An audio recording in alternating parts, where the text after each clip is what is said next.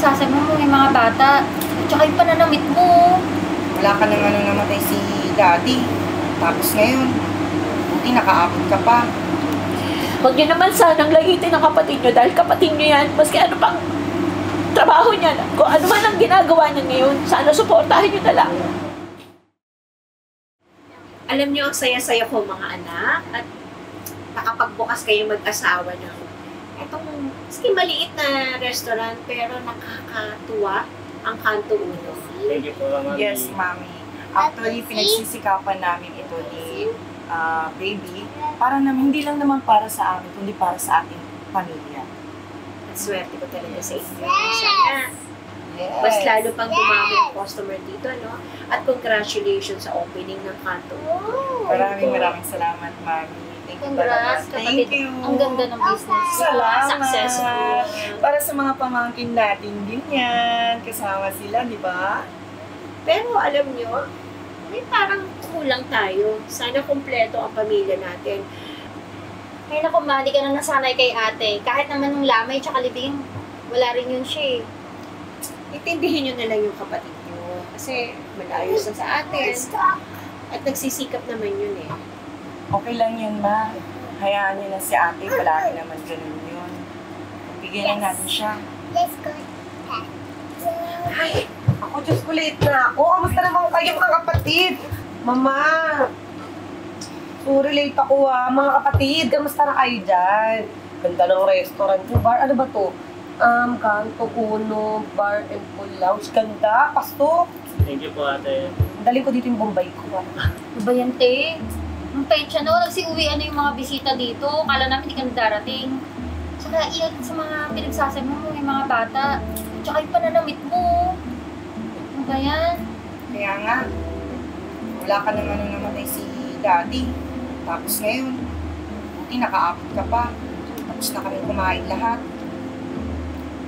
Te, kailan ka ba darating dito na may pagmamalaki sa'yo si Mama? Ha?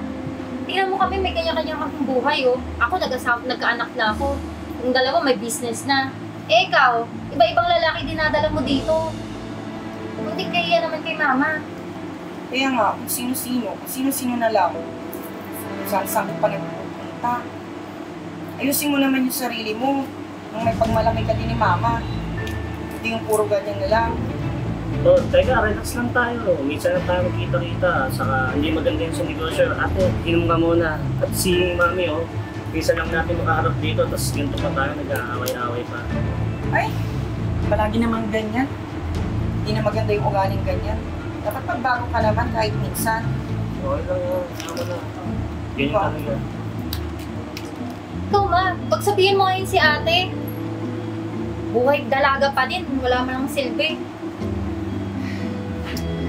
Alam niyo, tama na nga yun. Hindi ba tayo pwede magkasundo-sundo man lang? Minsan lang naman tayo magkasama-sama. Wala na nga kayong tatay. Tapos ganyan pa yung gagawin niyo. Intindihin niyo naman ang kalagayan ko.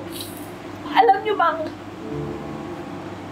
ang kapatid niyong panganay, siya ang nagpaaral sa inyo. Hindi ko lang sinasabi kasi alam ko hindi maganda ang trabaho niya sa paningin niyo. Pero nagsakripisyo yan. Lahat ng trabaho, pinasok niyan. Kulang na lang ibenta niya yung katawan niya. Para lang mapag-aral kayo, magkaroon kayo ng mga sarili niyong buhay. Huwag niyo naman sanang lahitin ang kapatid niyo dahil kapatid niyo yan. Maski ano pang trabaho niya, kung ano man ang ginagawa niya ngayon, sana suportahin niyo na lang. Lahat sinakripisyo niya para sa atin. Tandaan niyo. Okay na yun. Hindi natin pag-usapan, hindi maganda sa negosyo. Mas mabuti ayusin natin kasi si Mami tumatanda na. Para sa'yo kakaayos na lahat. Sorry, ate. Akala kasi namin, yung pension ni Papa yung bumubuhay sa atin eh. Ma, ba't mo naman kasi hindi sinabi sa amin? Alam niyo, kung aasahan ko lang yung pensyon, kulang yun eh. Kulang yun sa inyo. Kaya yung ate niyo, nagtiyaga talaga magtrabaho. Sorry ate, sorry mami. Yun kasi pagkakaalam namin ni ate. Sa ako, ano pa pinagsasabi namin sa'yo? Ang masasakit na salita. Sorry talaga, ate. Sorry, mami. Sana mapatawad na kami. Sana maging okay na yung family natin. Sana maging happy na tayo. Dapat magkaintindihan lang tayo, yung nag-uusap tayo palagi, hindi yung nagsusumbatan tayo. Hindi naman makakatulong yun sa atin. Ang pamilya, laging nagdadamayan, laging nag-uunawa, mas kailan pa man.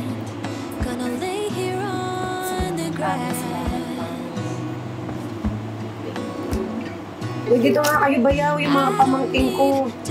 Sasend ko pa sa hapon ko yan. Sa Italiano ko yan. Ate, yung anak nila nandito. Para may pamasko. Di ba? Huwag na kayong magalit at tinahusgahan na. Pwede ba mag-family picture naman tayo? Picture naman tayo. Pa-picture tayo doon para masend ko rin sa Bombay. Oo, dalhin mo siya dito, ah. Oo naman. Mabenta sa talaga ate. ni ate. Oo, dalhin mo lahat. Para mapagkasama mo. Is I know I'm coming back. Oh, oh. Of all the magic places in the world I've been to, this is where my heart is. Oh, you know it's true. No matter where I go, I'm coming home to you. Been walking down the street so many times, my feet know every brick and stone could wear a blind.